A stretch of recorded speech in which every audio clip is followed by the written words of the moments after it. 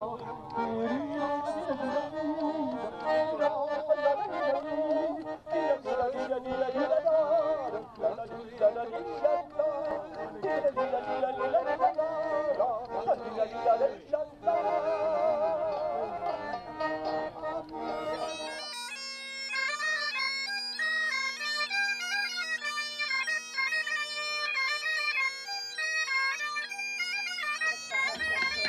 c'est la plateforme devant.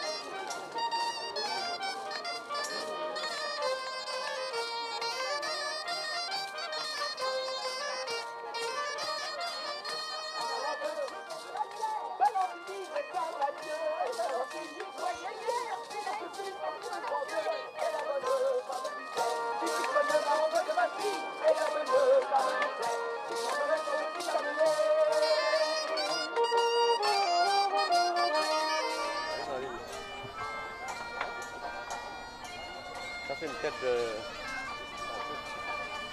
C'est des racines qui plongent dans l'eau. Vous trouvez ça à peu près en or. D'accord. C'est des racines qui plongent dans l'eau et c'est usé. Les bouts sont usés. Moi c'est Oz, donc tu peux me trouver sur internet en tapant HOZ dans les moteurs de recherche, dans ton moteur de recherche préféré. Ouais. Et tu tomberas forcément dans les premiers résultats de recherche sur ma page web, sur laquelle figure mon contact. Plus simple comme ça.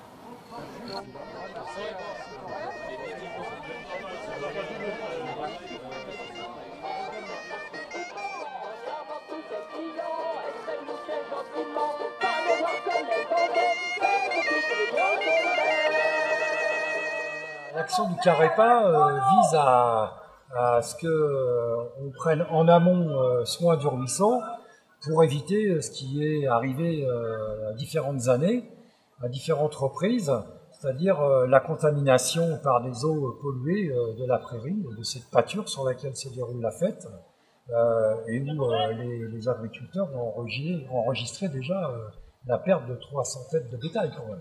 Et donc le problème pour nous, c'est que ce ruisseau-là, il est sujet à pollution parce qu'il a été réorganisé avec cette canalisation d'eau usée qui passe dans le lit même du ruisseau et qui n'est pas étanche. Des trappes de visite, certaines d'entre elles sont encore sous le niveau d'eau du ruisseau. Évidemment, quand il y a des orages ou des pollutions intempestives, toutes ces eaux-là se mélangent et contribuent à polluer l'eau. Et quand elles viennent sur la prairie parce qu'il y a des grosses intempéries et qu'il y a des inondations, ce qui n'est pas anormal, sauf que quand c'est pollué, eh bien, elles s'incrustent dans le sol. Quand l'eau s'en va, les bactéries restent et les prairies sont contaminées, quoi. Donc c'est ça le problème.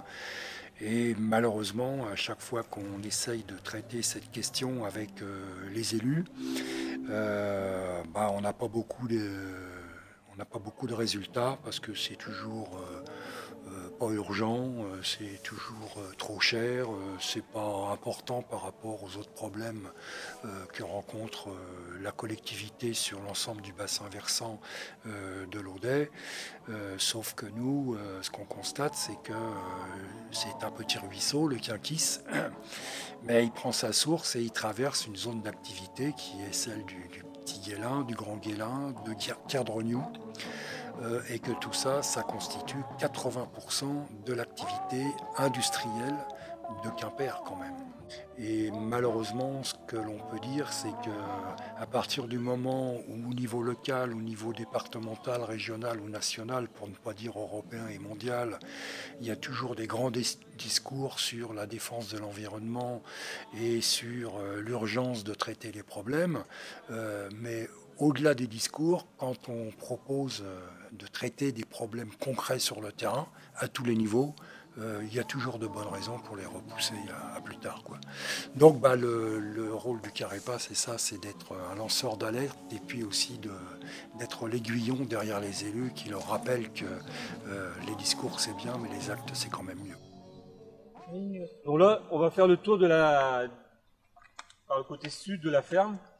Et là, je vais vous expliquer ce que j'ai fait, parce que j'ai pas le droit de faire boire l'eau des bêtes là. J'ai pas le droit de la faire consommer, parce que je sais qu'elle est polluée, donc c'est ce qu'on m'a dit. Et du coup, là, je fais des captages d'eau dans les sources avec des auges pour faire boire les bêtes à ces endroits-là. Quelqu'un te dit que tu n'as pas le droit de faire boire les bêtes là. Si, une autorité te dit que... Ouais, la DSV, c'est la direction des services vétérinaires. Donc on leur demande pourquoi vous intervenez pas, parce qu'à un moment, quand je tuais les bêtes, ils étaient tous atteints de douve. Donc les foies étaient atteints par une larve. Et on me dit traitez vos bêtes. Je dis mais pourquoi j'allais traiter mes bêtes si je les remets dans les prés, c'est un cercle vicieux, quoi. Donc c'est le ruisseau de l'autre côté là, qui se lève, qui se surcharge, et qui déverse l'eau sur la prairie. Donc il y a deux soucis. L'eau pluviale qui n'est pas freinée, donc en 20 minutes ça monte, ça déborde, en 20 minutes ça redescend. C'est incontrôlable parce que il n'y a pas ce qu'il faut en aval pour freiner l'eau. Donc c'est ça qu'on demande tout le temps, un bassin de rétention d'eau. On voulait le faire plus haut là. Et ensuite il y avait un deuxième souci, c'était la station de refoulement, pas d'épuration. Tous les égouts viennent en bas là, de l'autre côté de la route, et sont refoulés au Cornigal avec des pompes. Donc avant la canalisation passait par le chemin qu'on a là, à travers le champ, et elle a pété une fois là. Donc ils ont décidé à partir de ce moment-là de refaire une canalisation direction le boulevard de Morbihan, donc c'est la rocade sud, pour aller après au Cornigal. Mais le problème n'est pas résolu au niveau de la station de refoulement pour autant. Et après, entre la zone du Grand Guélin et ici, il y a plein de mélanges d'eau et d'eau propre et d'eau sale. Donc autant de l'eau propre va au Cornigal à se laver, qui n'a pas lieu d'être, autant d'eau sale vient dans le ruisseau par moment. C'est ça la... Alors nous, on avait demandé à faire un bassin de rétention d'eau pluviale et à déplacer la station de refoulement en haut, qui prenne toute la merde au départ et qui l'envoie par le boulevard de Morbihan et on protège la vallée en ce moment-là. Et je dis et je répète que la pollution ne commence pas ici, elle ne se termine pas chez moi. Elle commence avant et elle va après dans l'Audet, si vous savez. Ça passe par le Lendu, tout le Vennes et ça descend dans l'Anse de Kérogan. Et après ça va à Bénodet. Dans les améliorations, c'est qu'ils ont fait une bâche, ils appellent ça, c'est 400 mètres cubes. Si la station tombe en panne, ils ont 4 heures pour... Avant, ils n'avaient pas de temps pour pouvoir réparer. Enfin, ça ne résout pas le problème. Et d'autant plus qu'ils veulent agrandir la zone industrielle qui... Enfin, ils ont des projets de 40 hectares d'acquisition de terrains agricoles pour agrandir des Charmant Luxe. Donc ça veut dire que demain, ça va être encore plus important. Et je retiendrai aussi qu'ils n'ont pas fait les travaux nécessaires au fur et à mesure de l'évolution de la zone industrielle, quoi. Donc ils ont au début, en 77, ils ont commencé par Fournaise, Guéguinère, tout ça sont installés.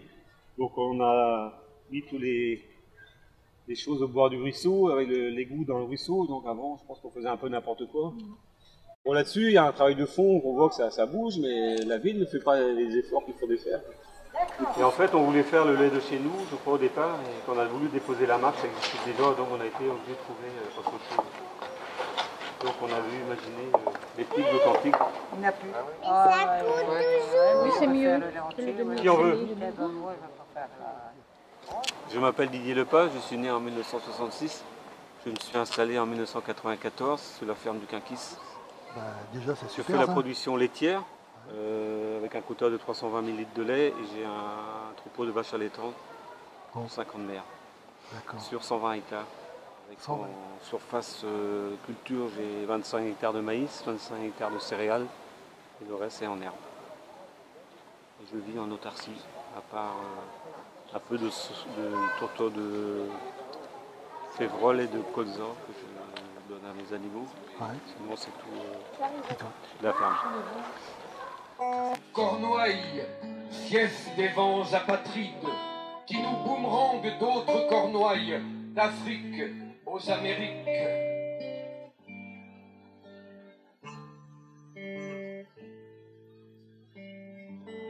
Pivot des cultures, où se tissaient lins et chanvres, nos harpes chantent l'Asie, le Grand Nord, dans les arêtes des forêts, au souvenir de Victor Ségalen. Finistère de mythes païens, celtiques, christianisés, prisme du nomade, maculé comme une carte, bouche bée dans les temps. Territoire subversif que les violons C'est celle-ci.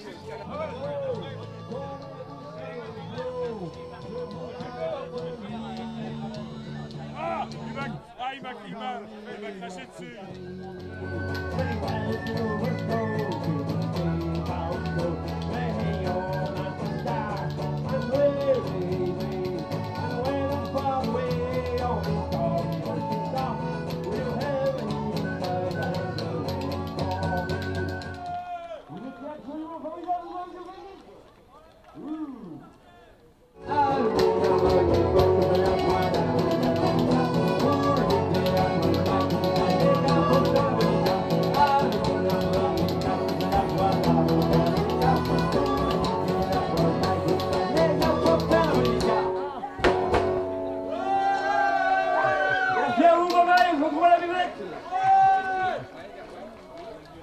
Merci au Caraiba.